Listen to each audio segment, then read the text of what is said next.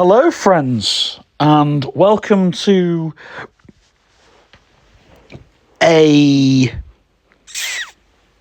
welcome to the Beantold Show. And in today's episode, I'm going to tell you something. I'm going to talk about something that's really, really exciting, because I'm going to talk about spirituality and imagination. Now, I have done a series on my other channel, but I'm going to answer a question, and I have another channel that's all about my imaginary friends, but this is going to be kind of a crossover to that channel. It's not a collaboration. Read the description. It's not a collaboration. It is literally something that I literally thought that I would do. I'm also gonna just throw out there that everything in this episode that I'm gonna talk about is all opinion based. All of it's opinion based. It's all what I believe personally and what I've experienced personally.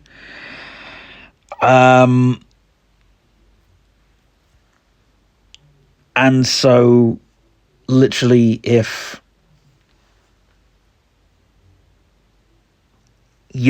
people have other opinions, so on and so forth, then stick them in the comments. That's all I can say. So imagination and spirituality. First and foremost, I literally want to talk about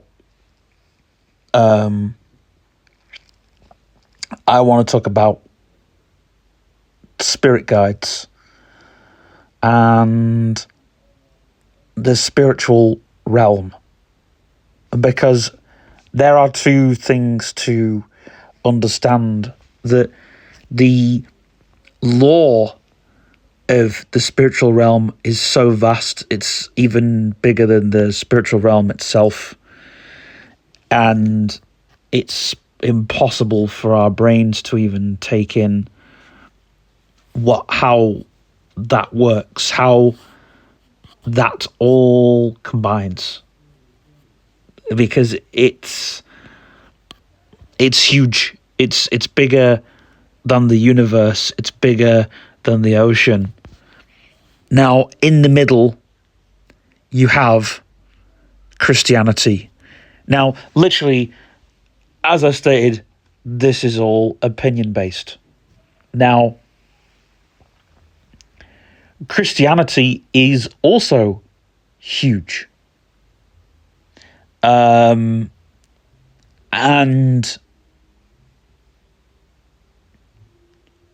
Jesus, who was the teacher in human form, is now a living candle in spiritual form. I thought he was a tree, but he's not. He's a candle. The tree is the Holy Spirit. Well, it's part of the Holy Spirit. It's not the full Holy Spirit. It's just a representation. It's just a visual representation of the Holy Spirit. And Jesus was on earth as a visual representation of God and the Holy Spirit. So think of it like this. You cannot see what's working. You cannot see what's working in the background fully. You can't see creation. You can't see how creation works, You can't necessarily see creation, and you can't necessarily see how creation works. And that's the fascinating thing. Think about it for a second. Think about nature. Think about what nature does. Think about all the amazing things, and it all adds up and equals, and spirituality is like a huge number. Like power is also a number. Now, I thought about this the other day and I thought, how am I going to talk to people about this? Well, power is literally a huge thing. It's literally a big, massive number. But power is also like a bridge, if you will. Power is like a form of currency, and power can be useless in the wrong hands. So anyway, now I've got all the deep rubbish out the way. I want to get all the fascinating bits, talk about the fascinating bits. Two notifications. Facebook. Now. New friend suggestion. Gemma Simpson Oscar. Attack. Yeah, so the thing with imagination is imagination has to come from somewhere. It's like creation. Creation is putting it into motion. And here's a little exercise you can do while listening to this audio, if you can. If there's a blank wall near you, I want you to stare at that blank wall. All right? I'm going to stare at that blank wall, and I want you to just, for a minute, I want you to visualize on that wall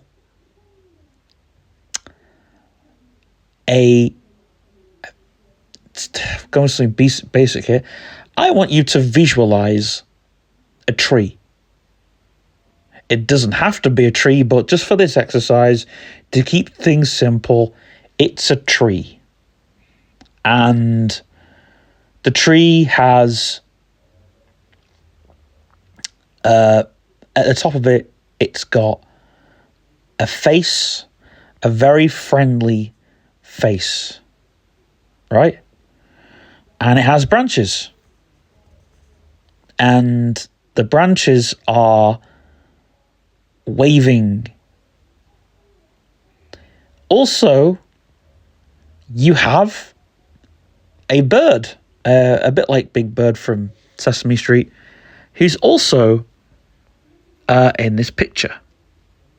Now, you don't have to do this picture, but I'm trying to keep things simple, nothing too complex, because people may not have an imagination. And that's something, because people say, I haven't got an imagination, I can't imagine anything. But they try and focus too hard on what they're trying to imagine. They're trying to go into it. It's like people say, well, I can't meditate because I can't go into the experience, but they try too hard.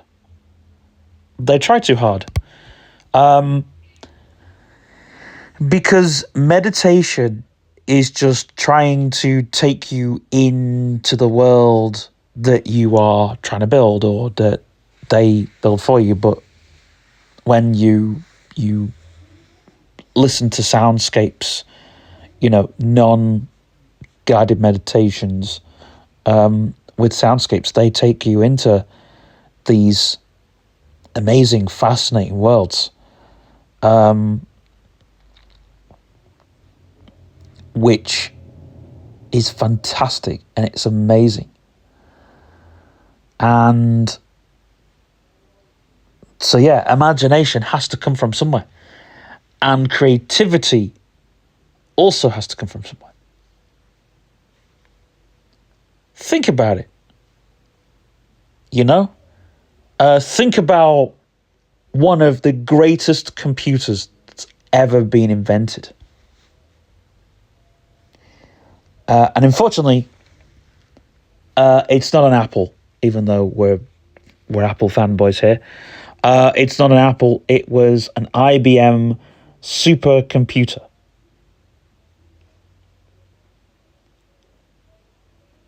And now IBM are building they've built quantum computers. They are freaking powerful. But quantum computing is still in the realms of a lot of people's imaginations.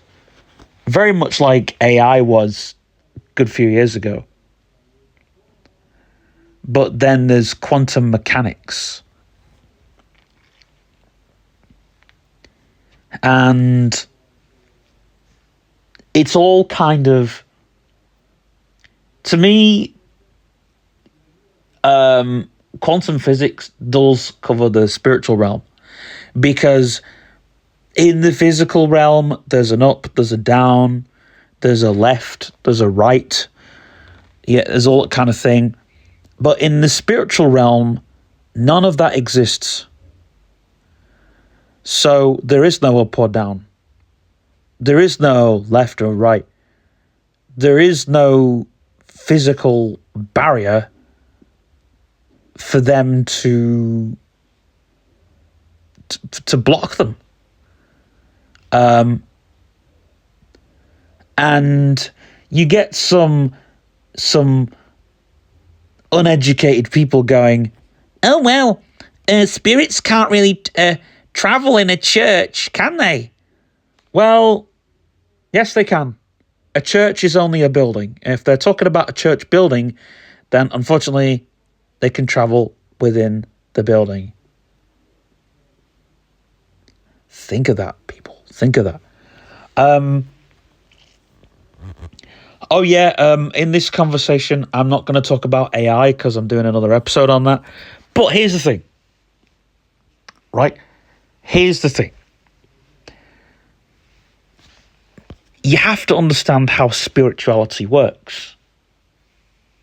So, spirituality works very differently to the physical world. You know, things may float. When you see something that's spiritual, it may float. Or it may not.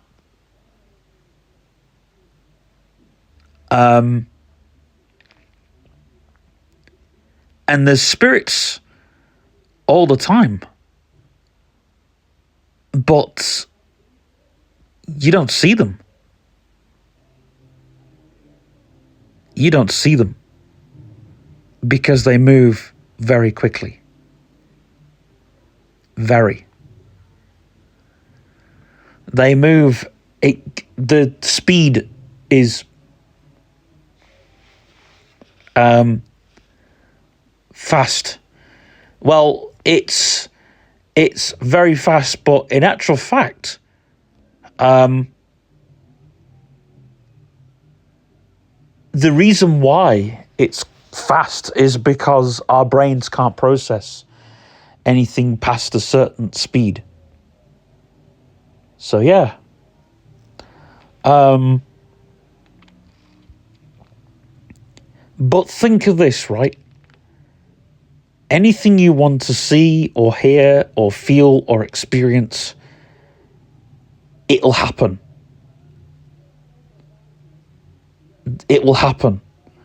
That's why things like fairies and elves and stuff like that. Well, elves are actually real.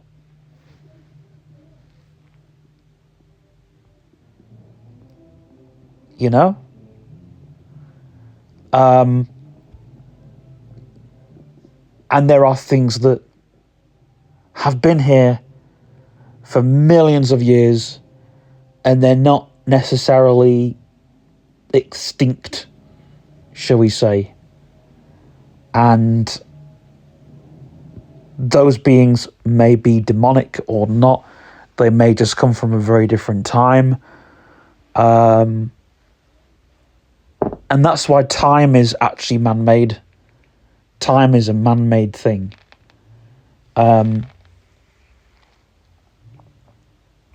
Because there's no such thing as time. Just, think, oh my goodness grief. He's opened up something here, folks. Well, time, think of this, right? Time does not exist.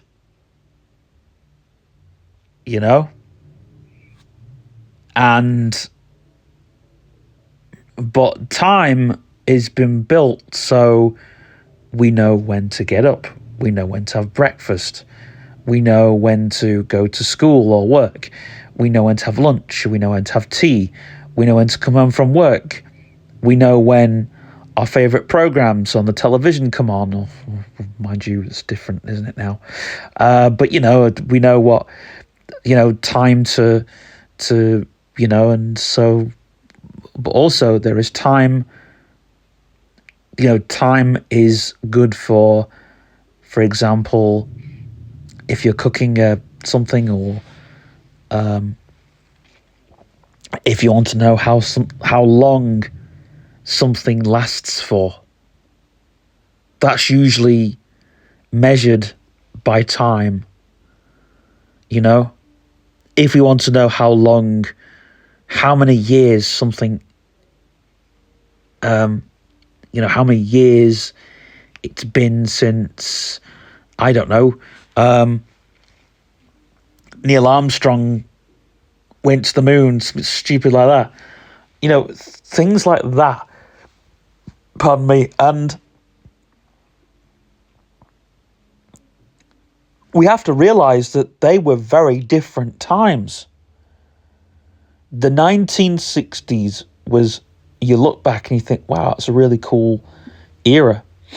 But also, if you look to a different time, you can recycle things and use that for your imagination.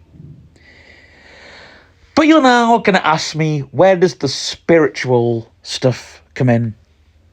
Well, the question I get all the time is about imaginary friends, experiences, all that kind of stuff. So here we go. Now, I'm also going to say, I have experienced an imaginary wasp. That was a demon. Well, it was a ghoul. But I thought demons were huge. You watch these films and demons are massive things. You watch those, what is it? Things like Buffy the Vampire Slayer, and there's like these huge demons and all the rest of it. But then it's like demons are small. And then I watched The Exorcist. And I found out that demons are, mind you, that was a few years later, by the way. But I'd already learnt that demons are small. Well, I'm son of demons. Demons can be any size or shape.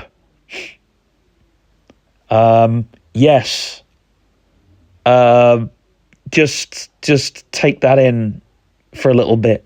Demons can be any size or shape. And they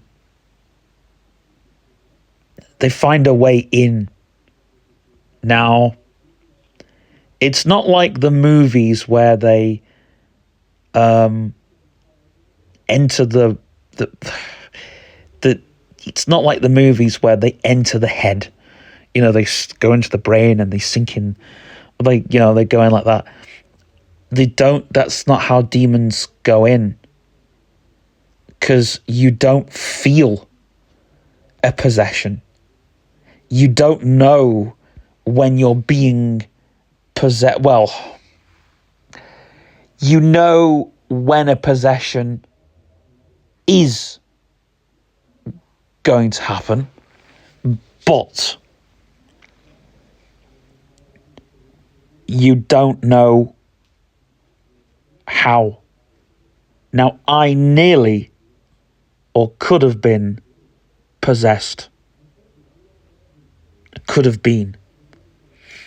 And the way that would have happened is if I allowed this ghoul to sting me. Now, I wouldn't have felt, if it was a ghoul, if it had come right near me and stung me, I wouldn't have felt it. I'd have heard it, but I wouldn't have felt it.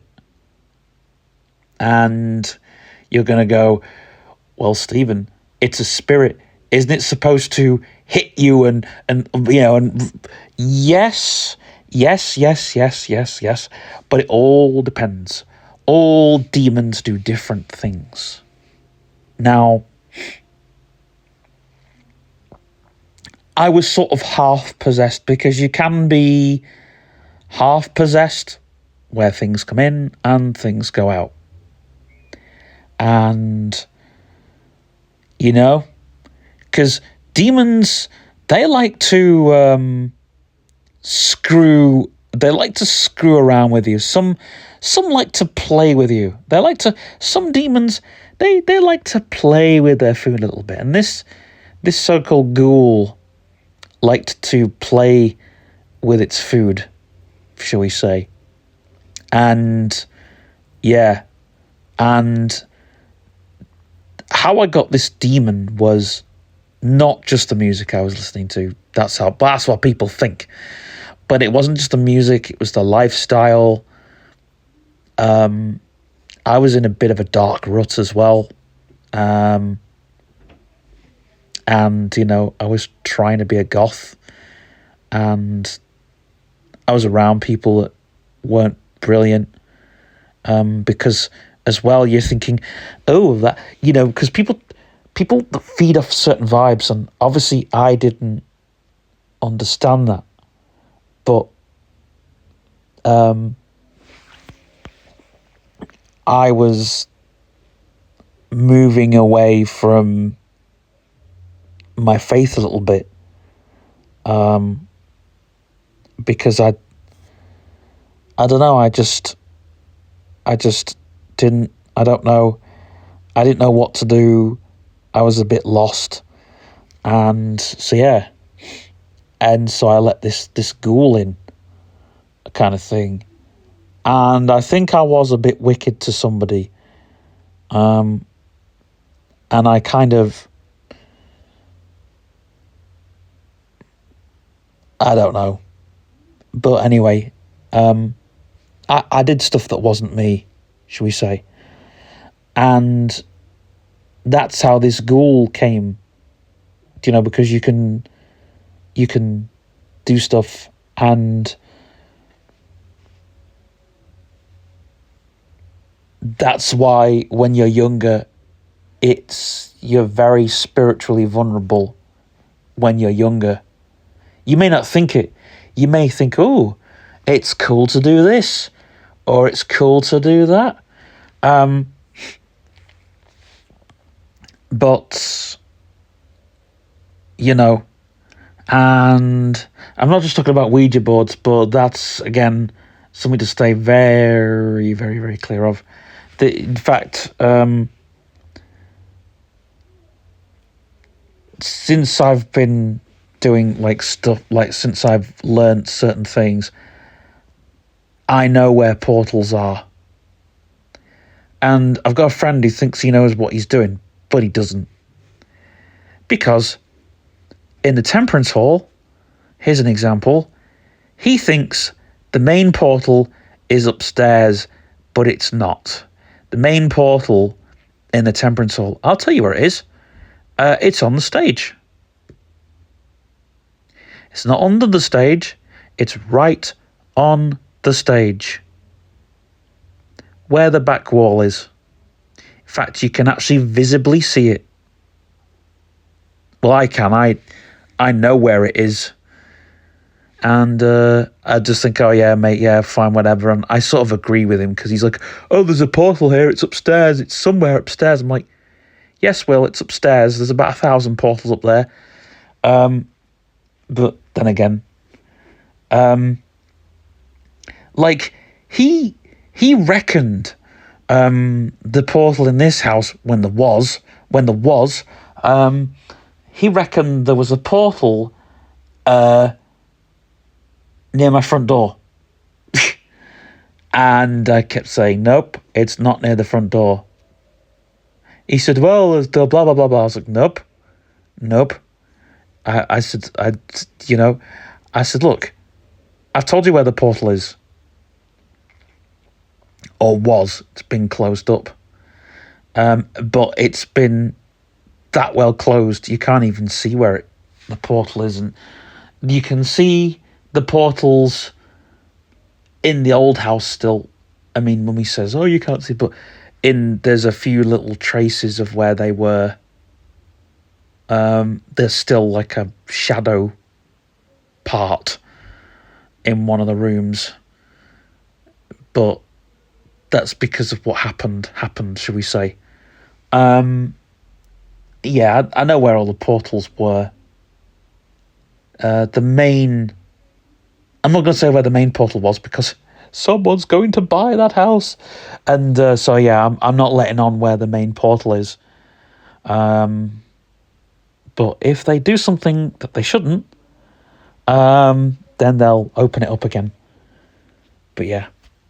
But the main portal in this house is right above me. But it has been closed because we've had the loft open. And it's strange because I actually knew what went on here. Because this house used to be a block of flats. And the landlady who used to come, there was a few people. And apparently one of the people that was living here was a witch. And then also there was some stuff after, which I'm not going to talk about because that's private,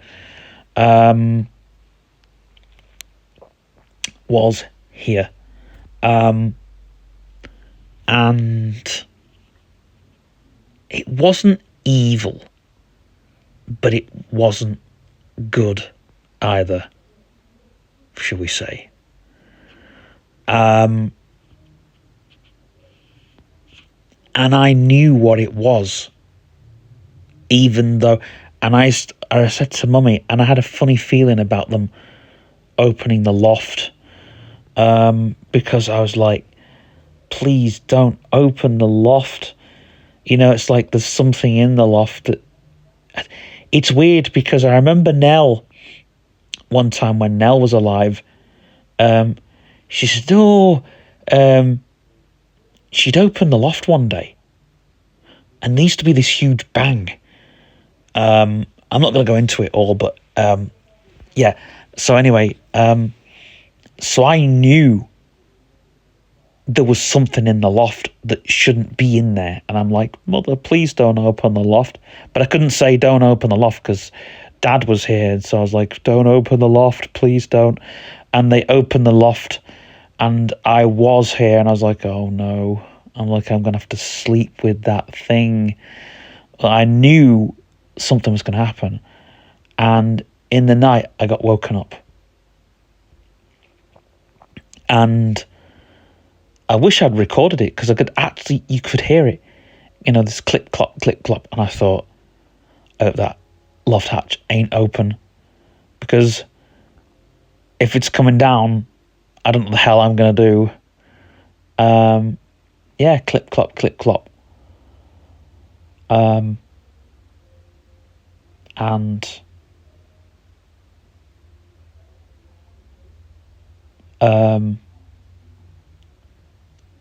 And you see, I think Mummy thought she could see something in the house one day. I think she might have done. But I mean, the banging stopped when she started sleeping here. when she was on night, she used to come here and sleep here in the day. So the banging stopped. But the banging stopped when I started working here.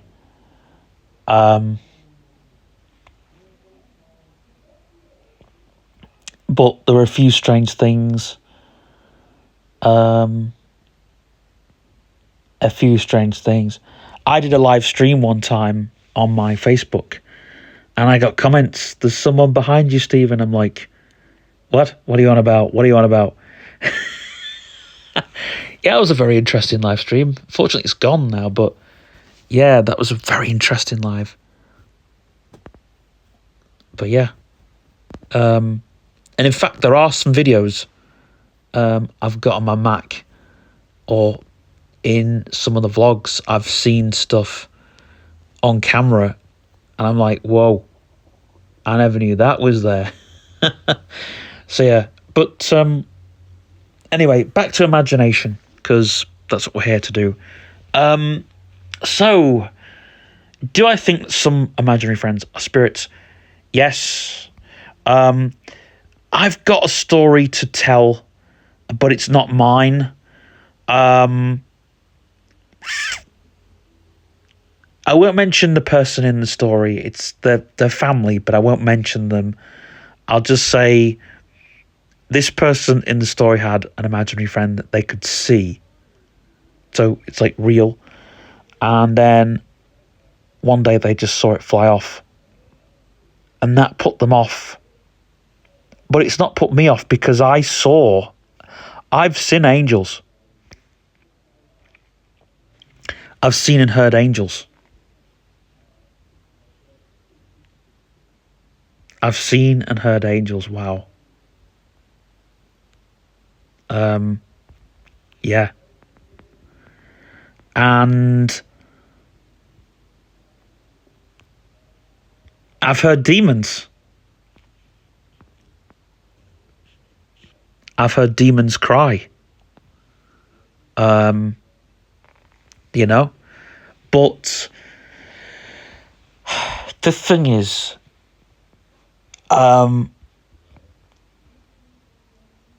we don't know what's being disguised, and we don't know if like, I've heard Jesus's voice. And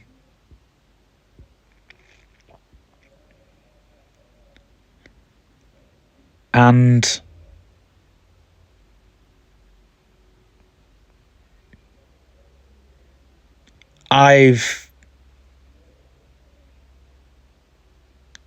had like full awareness. And I think, coming back to this whole thing, what I believe and stuff like that, is literally very different. Because when you come back to something, things seem a lot different. You can still have those psychedelic connections, but when you find something, you're no longer living in hope. You're no longer pushing things away. Which is why I'm going to tell you about Zero Velocity, which is not astral travel. It may feel like astral travel, but it's not. It's the first stage of it, and it's, trust me, Zero Velocity. I am doing it to see if it will reheal things. So this time I'm using Zero Velocity as a tool, as a vehicle and a tool at the same time. And to do that, you have to realize that I'm trying to use Zero Velocity in not sleeping, not going to sleep, feeling the whole experience. So Zero Velocity, going straight in it, because the difference between astral projection and zero velocity is zero velocity is literally going into, like, when you first do it, yes, it's all about floating, it's all about having that feeling of leaving your body, which I have actually made a Facebook post. I'm making a Facebook post saying anybody that wants to do a K-hole safely without the ketamine, zero velocity is the best way. And it's safe. I tried it in a dream. I was in a party in the dream, and this woman came over. She had really long, mossy hair. It was like so long, it was way past her feet. This girl, she had really, really long hair, ridiculously long. And she said, "Do you want to try something cool?" She said, "Do you want to try astral travel?" I was like, "Yep." And she's like, "Right, lie down." I was like, "Well, it's a dream, you know? It's a dream, and it is like a drug kind of thing." And I was like, "Yeah, I'll do it." So she said, "Right, you got to lie down on the floor." And she said, "You know when you float," she said, "Don't worry, I'm with you. We're going to do it together." And she said, "When you get past, you'll see all these numbers, but..." And I woke up, and then I went back to sleep, and I was back in it. And I was like, wow, this is incredible. And then the following night, I thought, right, I'm going to try this on my own. Zero velocity, let's go. And I saw this same lady again, and she's like, "You're not doing this on your own. You know, you have somebody with you, and you are completely safe. What you experience is completely safe, completely..." I sometimes put on some psychedelic trance music if I really want to go into the whole, or some binaural beats sometimes works. Binaural beats, be careful with binaural beats. Try and find something that's soft.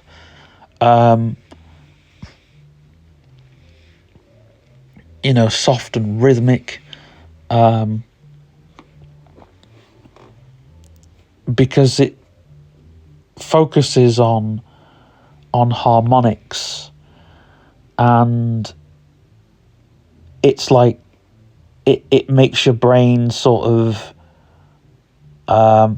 find a nice soft soundscape or something that will work. Nothing too harsh, nothing too spacey at first. And I'm going to be making my own soundscapes, which I will be hopefully doing as a bit of merch, because I have a plan to do some soundscapes. I'm going to do a few free ones and put them on freesound.org for people to use, and I'm going to do some guided ones as well, and I might do some on this channel depending on what people want. So back to zero velocity. Is it a drug? Well, if you treat it like a drug, then you can literally go anywhere or experience anything you want. But it's safer than a drug, because when you come back, you feel completely energized, and the experience is the most awesome thing you've ever experienced. And another thing is, there's no side effects. You might feel a bit sludgy once in a while, or you might have a bad experience, but nothing bad can happen. nothing bad can happen.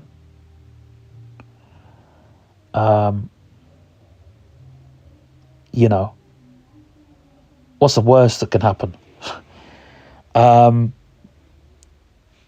But also with zero velocity, you can go into an experience. Three notifications. So unlike astral travel, where you've got to leave your body to go into an experience, with zero velocity, it's like going into a film. It's like, imagine you've got the telly on and you're going into your favourite program that you like. Maybe it's a favourite film or something. Or it's like being sucked into video games if you're into video games or whatever. And you're in that world. You control what goes on. You can control how weird it gets. You can control how normal it gets, or how, whatever. And the difference with zero velocity is you can zoom in and zoom out of that experience. So you can zoom in, be a part of it, or zoom out and not be too much of a part of it. And will it be a learning experience? Maybe it will. And I might do some reports on anything I learn from, anything new that I learn from zero velocity. And what experience that might be. And is zero velocity a bit like hypnosis? Well, it's a bit softer than hypnosis. At first, it feels quite hard, but second, it's not, because it's just being within the trance. It's not being within the, like, hypnosis goes into a deeper trance, but you're already in a deeper trance. And you decide how deep you want to go with zero velocity. It's just a thing we call it, or I call it. But in actual fact, it's something that's just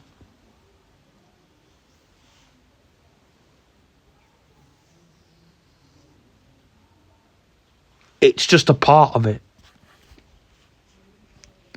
And hopefully it's something that people can learn if they wish to.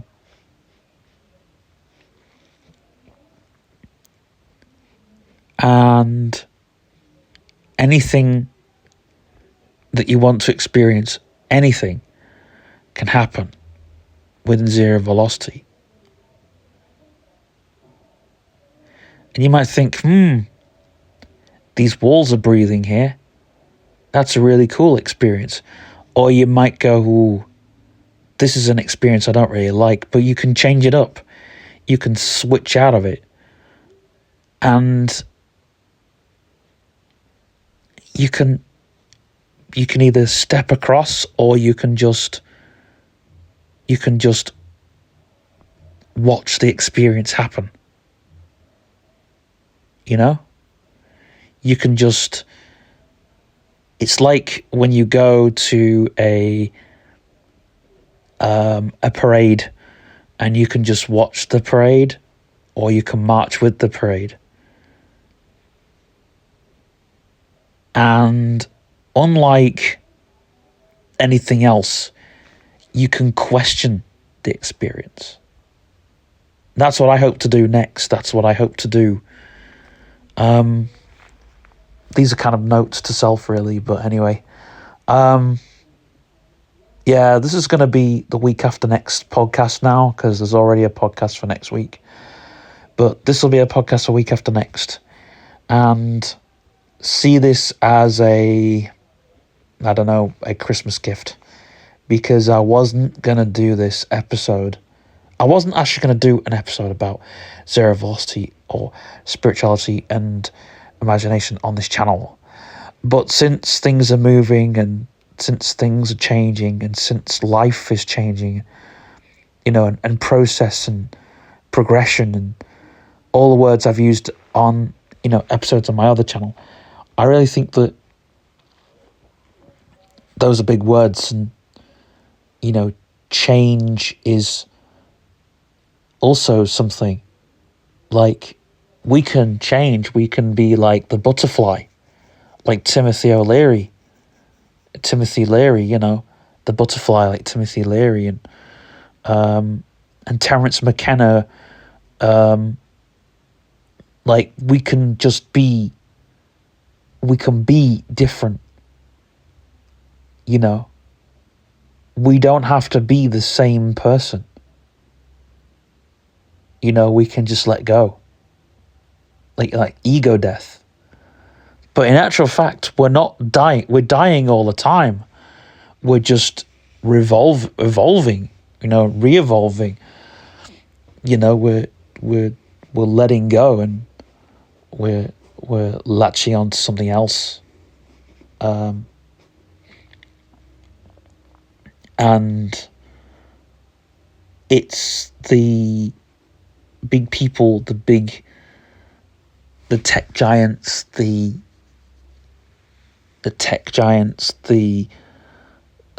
people that make materials want us to be attached to those things.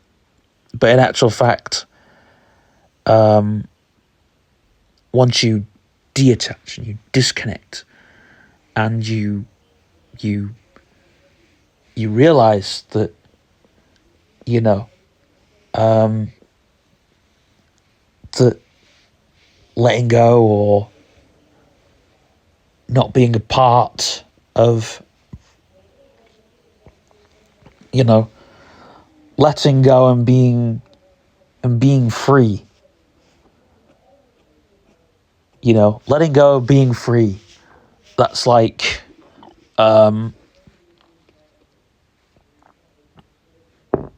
you know, these are all things that these psychedelic teachers, people like Terence McKenna and Timothy Leary, have taught us to do, you know.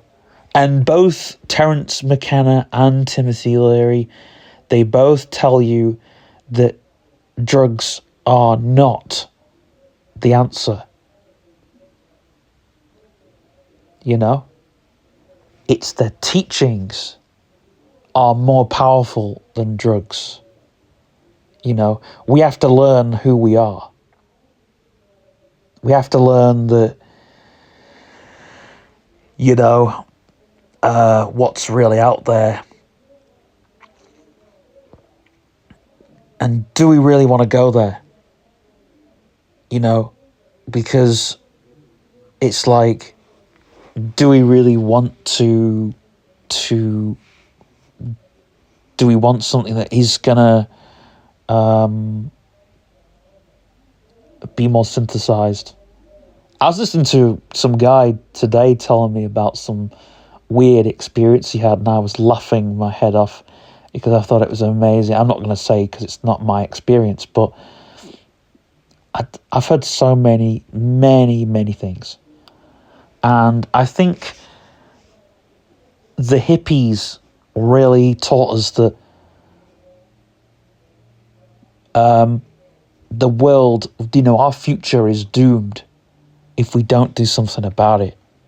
You know, people thought, oh, the hippies were just these laid-back people, which they were and still are, but it's like, fix your future, fix you, fix, you know, and it's like, you know, the counselor is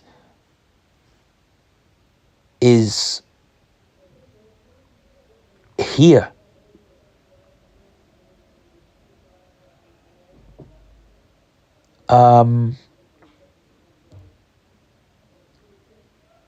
And the counsellor is present and has all the tools of the trade to fix everything.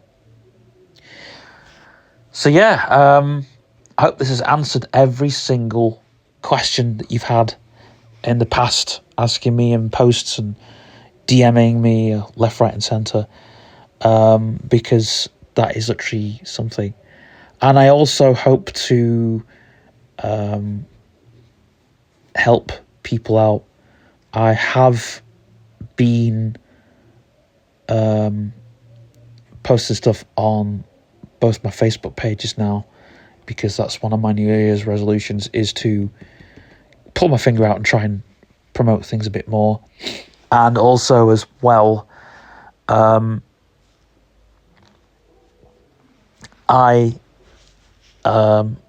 also turning things around a little bit as well, because we all have to fix ourselves at some point. And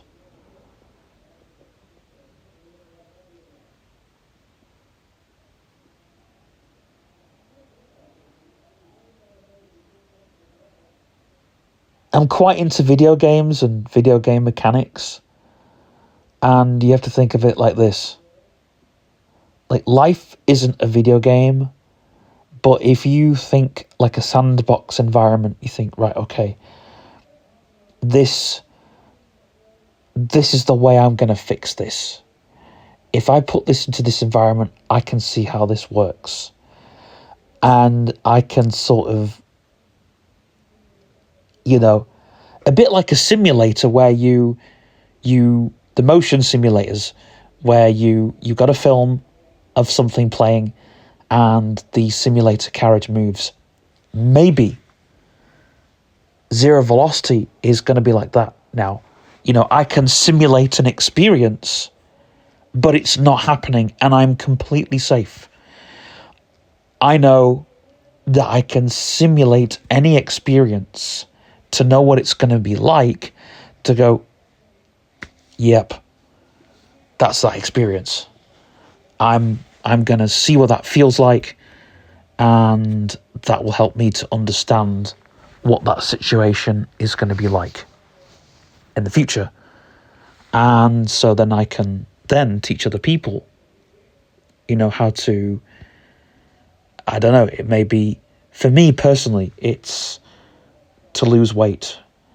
And I've got a few things that I want to simulate happen, so I know what that will feel like and I know what that will be like.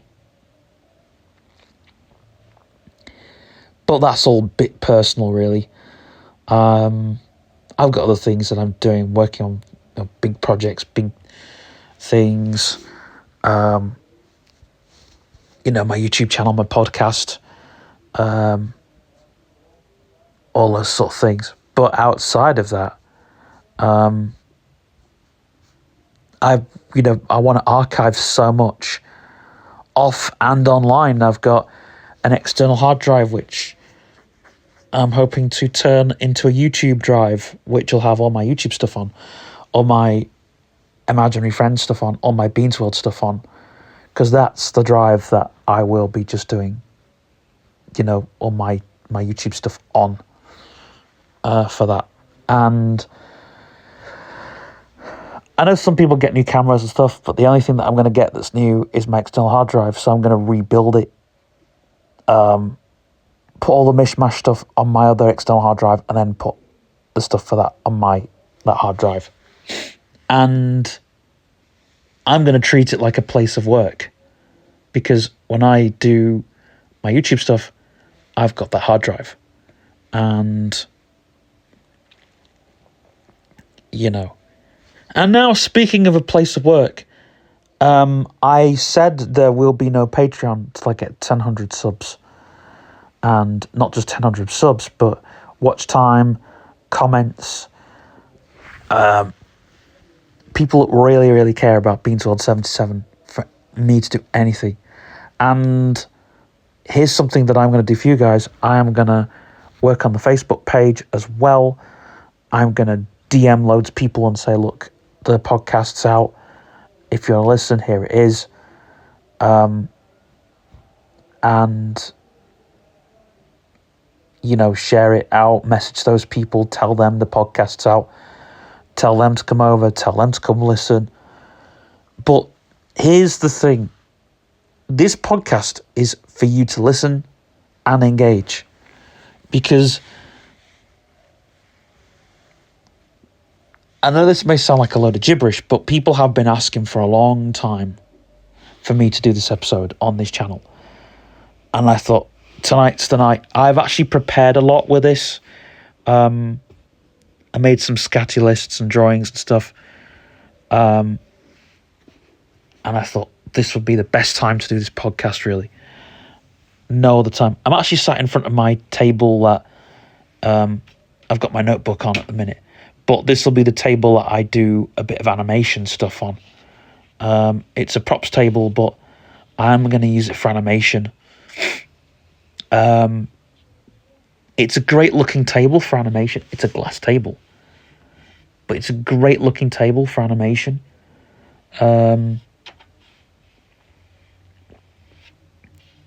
It's a good size for animation. It's a good size to put an animated set onto for each scene. You couldn't just do one scene on this table. You'd have to do plenty of scenes, but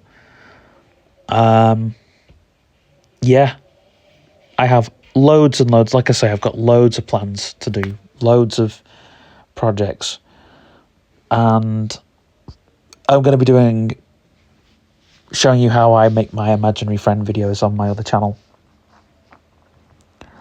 on this channel, and then I've got some behind the scenes stuff which is going on my main channel. Oh, crumbs, that series. Right, I'm going. Bye for now. Free notifications. 8:06 p.m. 8:07 PQRS 8 TUV. Mic lock. Finish recording. Finish record.